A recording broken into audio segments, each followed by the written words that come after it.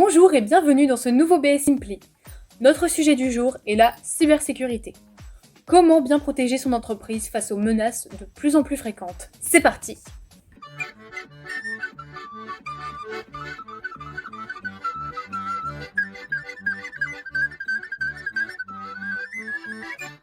Bonjour Emeric.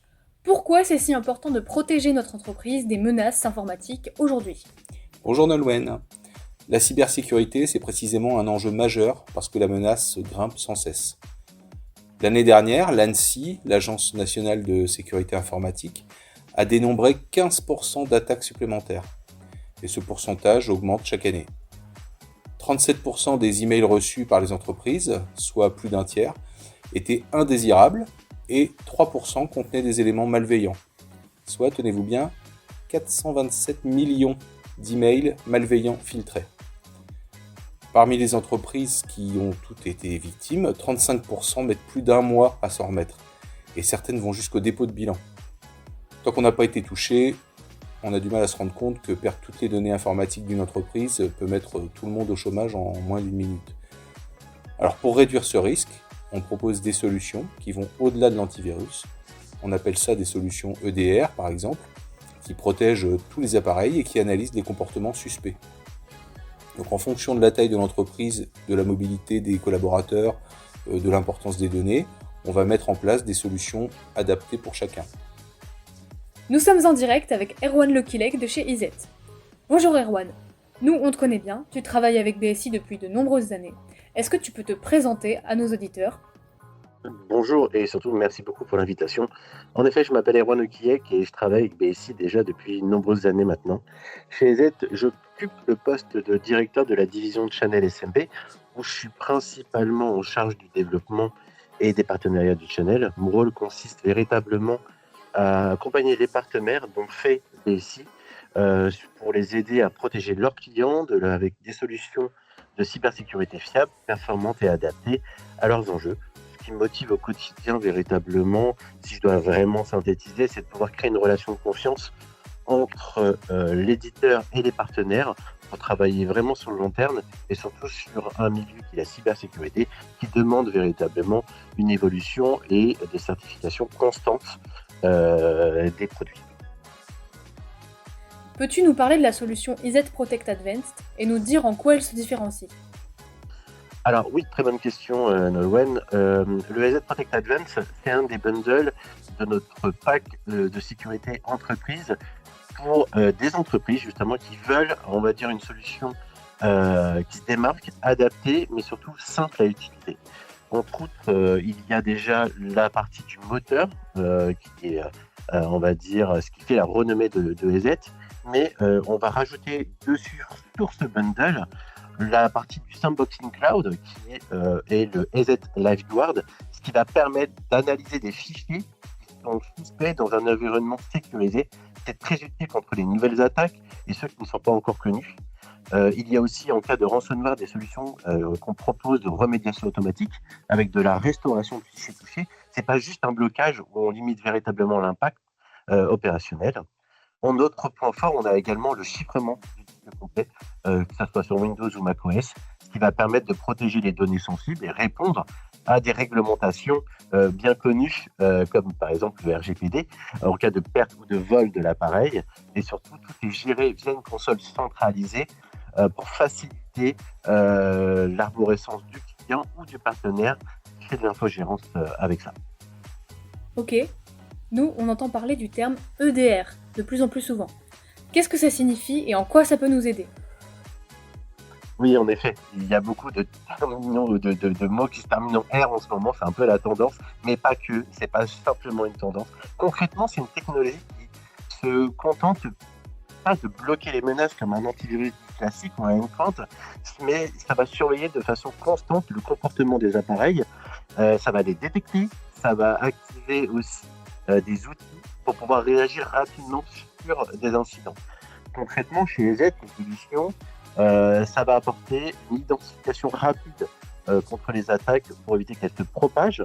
Si elles sont inconnues, ça va analyser le comportement des fichiers et le processus et comprendre véritablement comment l'incident s'est produit et réagir de façon automatique ou manuelle pour contenir des menaces limitées sur l'impact de l'entreprise. En résumé, en fait, l'EDR, comme on entend parler, ça ajoute une couche proactive à la cybersécurité qu'on connaît, car il ne se contente pas de prévenir, mais il aide aussi à investiguer et de répondre de manière rapide et efficace aux attaques. Il y a d'autres façons de protéger ces données, comme le cryptage des données, le gestionnaire de mots de passe, qui permettent de se mettre en conformité avec le RGPD. Est-ce que tu peux nous présenter les solutions proposées par IZ? En effet, on en avait parlé un tout petit peu avant avec le pack bundle, mais on va rentrer un peu en détail. Le cryptage, quand on dit le mot cryptage, on va parler, nous, de chiffrement de données, parce que le cryptage, on est de l'autre côté de la barrière, on est dans le côté malveillant. En fait, le chiffrement de données que peut apporter EZ, ça ne se limite pas simplement à une couche supplémentaire, ça va répondre à une conformité avec le RGPD. D'abord, il y a le chiffrement de données EZ Full Disk Encryption, ça va permettre de chiffrer entièrement le disque Windows ou Mac et tout gérer via une seule et même console, le EZ Protect. C'est simple à déployer et on peut définir des politiques de mots de passe et surtout, en cas de perte ou de vol d'un ordinateur, les données restent totalement protégées, ce qui en fait vraiment un point important pour répondre à cette problématique du RGPD. Ensuite, on propose aussi de l'authentification forte avec les Secure Authentication. C'est notre double solution d'authentification. Ça fait un tout directement sur le smartphone. On peut le mettre aussi via des tokens. Ça empêche notamment qu'un mot de passe soit volé directement pour accéder à des données sensibles. Là aussi, on est en plein dans l'esprit du RGPD, toujours avec l'authentification forte. Ça permet de contrôler finement l'accès aux données. En résumé, en fait, il faut bien comprendre que le chiffrement plus la double authentification forte, le 2FA, si je dois mettre un acronyme, c'est que EZ apporte une brique essentielle à la sécurité de données et ça permet de renforcer la sécurité et la conformité avec le RGPD. Très bien, est-ce que maintenant tu peux nous raconter un exemple concret d'attaque que tu as déjà rencontré et nous dire comment vous avez pu le traiter?